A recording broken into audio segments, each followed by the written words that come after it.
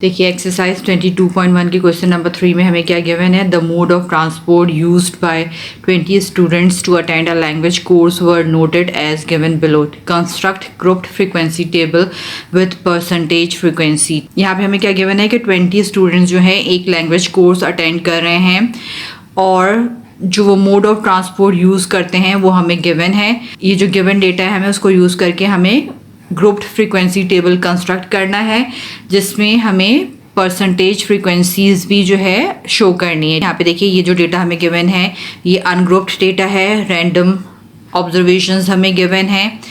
यहाँ पे देखिए टोटल नंबर ऑफ ऑब्जर्वेशंस कितनी है 1 2 3 4 5 6 7 8 9 10 11 12 13 14 15 16 17 18 19 20। नंबर ऑफ ऑब्जर्वेशन को हम किससे रिप्रेजेंट करते हैं एन से। तो यहाँ पे हमारे पास कितनी ऑब्जर्वेशन है 20। हमने यहाँ अपने डेटा से भी काउंट किया और ये ऑलरेडी हमें गिवन भी था कि 20 स्टूडेंट्स का जो है डेटा हमें गिवन है।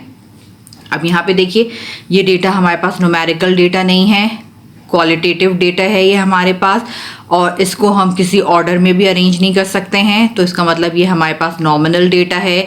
दो तरह के डेटा होते हैं हमारे पास, एक क्वालिटेटिव और एक क्वांटिटेटिव। ये क्वांटिटेटिव डेटा नहीं है, नंबर्स के फॉर्म में नहीं है हमारे पास।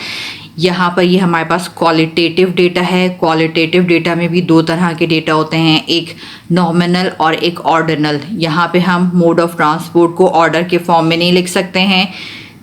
हम बाइक वालों को पहले नहीं रख सकते हैं या हम कार वालों को पहले नहीं रख सकते हैं, इसलिए हम इसको किसी ऑर्डर में नहीं लिख सकते हैं। इस वजह से ये हमारा नॉमिनल डेटा है और क्योंकि ये नंबर्स के फॉर्म में नहीं है इसलिए ये क्वालिटेटिव डेटा है। ठीक है, अब हमें यहाँ पे ग्रुप्ड फ्रीक्वेंसी टेबल बनाना है, मतलब ये अनग्रुप्ड डेटा को अब हमें टेबल के फॉर्म में अरेंज करना है, ग्रुप्ड डेटा के फॉर्म में अरेंज करना है।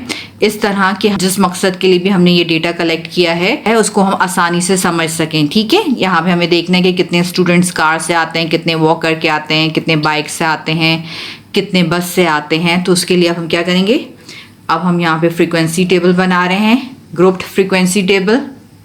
देखिए आपको पता है जब भी हम ग्रुप्ड फ्रीक्वेंसी टेबल बनाते हैं तो हमारे पास ये 3 कॉलम्स होते हैं, क्लासेस ग्रुप्स के, टेली मार्क्स के और फ्रीक्वेंसीज़ के। यहाँ पे आपके क्वेश्चन में देखिए आपको परसेंटेज फ्रीक्वेंसीज़ भी फाइंड करनी है।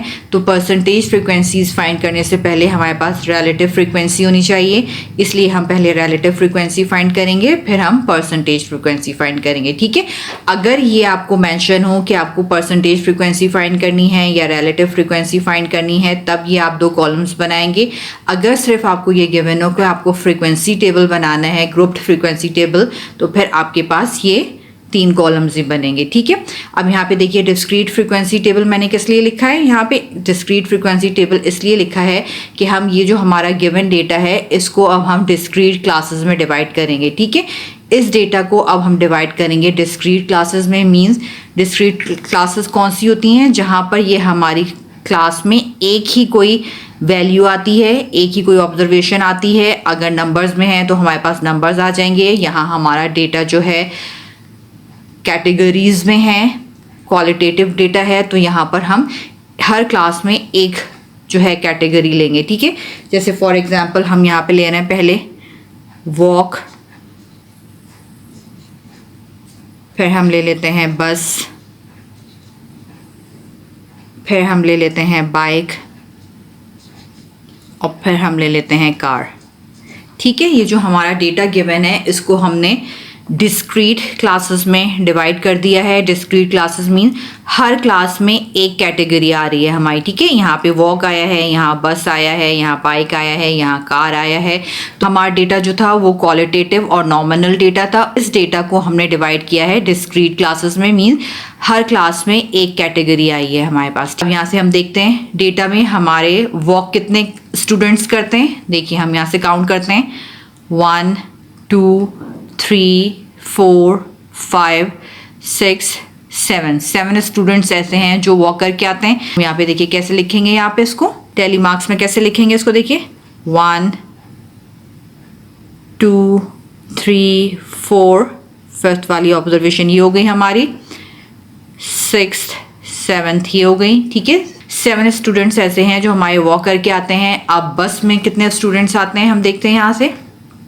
देखिए 1 2 3 4 5 6 स्टूडेंट्स ऐसे हैं जो बस में आते हैं हमारे पास।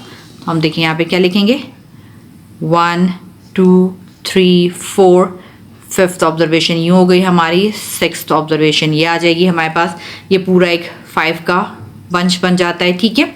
अब देखिए, अब वो वाले स्टूडेंट्स देखते हैं हम जो बाइक में आते हैं। देखिए बाइक में कितने स्टूडेंट्स आते हैं हमारे पास, 1 2, 2 स्टूडेंट्स ऐसे हैं जो बाइक पर आते हैं हमारे पास।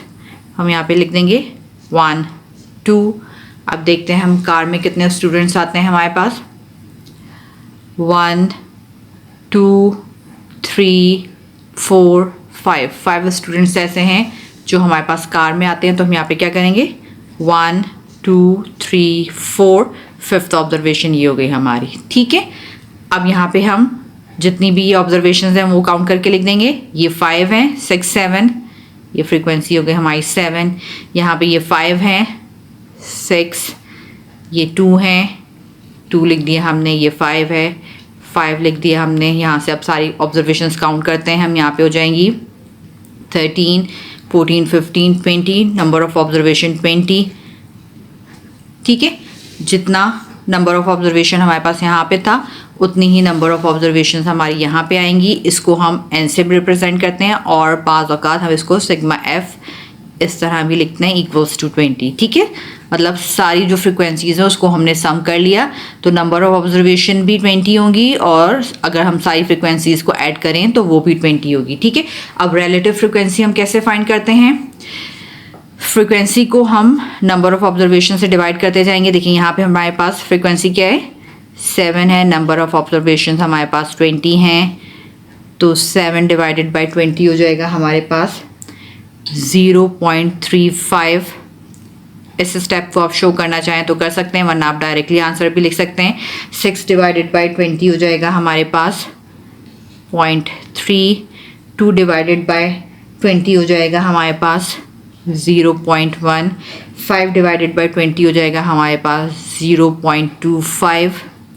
ये हो गई हमारी रिलेटिव फ्रिक्वेंसी। अब परसेंटेज फ्रिक्वेंसी हमें फाइंड करनी थी। अब ये जो हमारे पास रिलेटिव फ्रिक्वेंसी आई है इसको हम 100 से मल्टीप्लाई करते जाएंगे, ठीक है। 0.35 को हम 100 से मल्टीप्लाई करेंगे तो हमारे पास हो जाएगा 35.3 को हम 100 से मल्टीप्लाई करेंगे तो हमारे पास हो जाएगा 30.1 को हम 100 से मल्टीप्लाई करेंगे तो हमारे पास हो जाएगा 10.25 को हम 100 से मल्टीप्लाई करेंगे तो यहाँ पे हो जाएगा हमारे पास 25। अब देखिए इन सारी रिलेटिव फ्रिक्वेंसीज़ को हम ऐड कर दें तो हमारे पास आ जाएगा 1। इन सारी परसेंटेज फ्रिक्वेंसीज़ को हम ऐड कर दें तो हमारे पास हो जाएगा 100। अब देखिए यहाँ पे ये हमारा ग्रुप्ड फ्रिक्वेंसी टेबल हो गया है। अब यहाँ पे जो हमारे पास अनग्रुप्ड डेटा था वो हमने ग्रुप्ड डेटा के फॉर्म में लिख दिया। अब यहाँ पे देखिए हम आसानी से अपने डेटा को ऑब्जर्व कर सकते हैं कि वॉक करके हमारे पास 7 स्टूडेंट्स आते हैं, बस में हमारे पास 6 स्टूडेंट आते हैं, बाइक में हमारे पास 2 स्टूडेंट आते हैं, कार में हमारे पास 5 स्टूडेंट आते हैं। टेबल के फॉर्म में हम आसानी से अपने डेटा को समझ सकते हैं, ठीक है। और यहाँ से हम फाइंड कर सकते हैं कि सबसे ज़्यादा परसेंटेज जो है वो 35% है, तो इसका मतलब सबसे ज़्यादा स्टूडेंट्स जो हैं वो हमारे पास वॉक करके आते हैं।